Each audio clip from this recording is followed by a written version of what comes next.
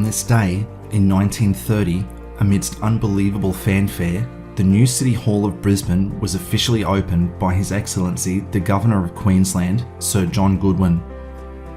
In their addresses to the people of Brisbane, according to the Brisbane Courier, the Governor felt that the building would endure for future generations, the prized possession of the state he was so proud to serve. He declared it to be a noble monument to the city.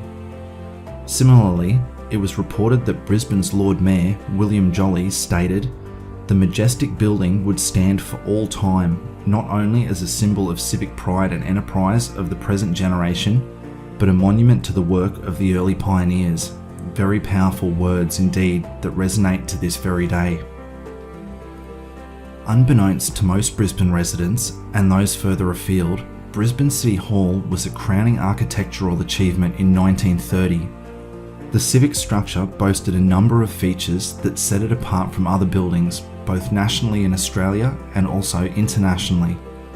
One of those features was the Tower and Clock, one of Brisbane's most iconic visual landmarks. Whilst tens of thousands of residents pass beneath it every day, very few know about or appreciate how spectacular this marvel was back in 1930 at the time of opening. The tower itself rises to a height of 287 feet, almost 87.5 metres, above the Brisbane street line, which in 1930 gave Brisbane City Hall the honour of boasting the highest tower in Australia. Given the tower's lofty height, the design also featured a large copper sphere affixed to a copper dome which formed the roof. As an added spectacle, a large red neon beacon was fitted within the sphere, visible to a distance of 25 miles at night, almost 40 kilometres, ensuring the tower was not only observable to the outlying residents of Brisbane, but also did not pose a threat to low-flying aircraft still unused to the newly constructed obstacle. Of the many reviews regarding Brisbane City Hall's tower, one stands out for its poetic description from a 1930s Brisbane perspective.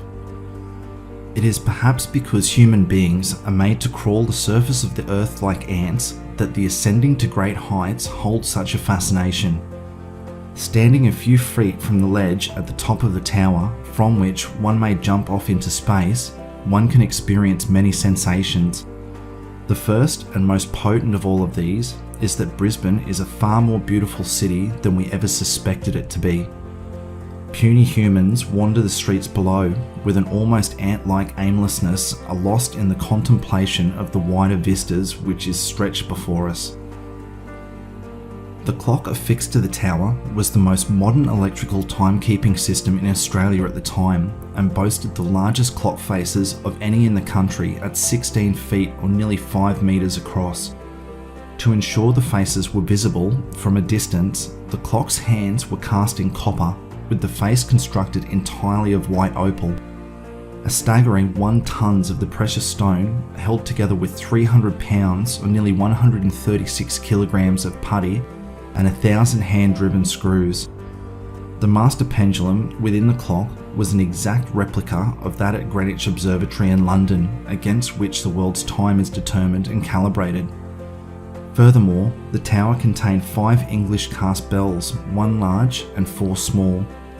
On the largest of the bells, Lord Mayor William Jolly's name was inscribed, along with the date 1927 and the rhyme, "When I sound the hour of day, from this grand and lofty tower, deem it a reminder, pray, to be faithful hour by hour." So, next time you pass through the Brisbane CBD and catch a glimpse of City Hall, spare a thought for the work that originally went into this grand old building and the pride it inspired in countless Brisbane residents who have come before us.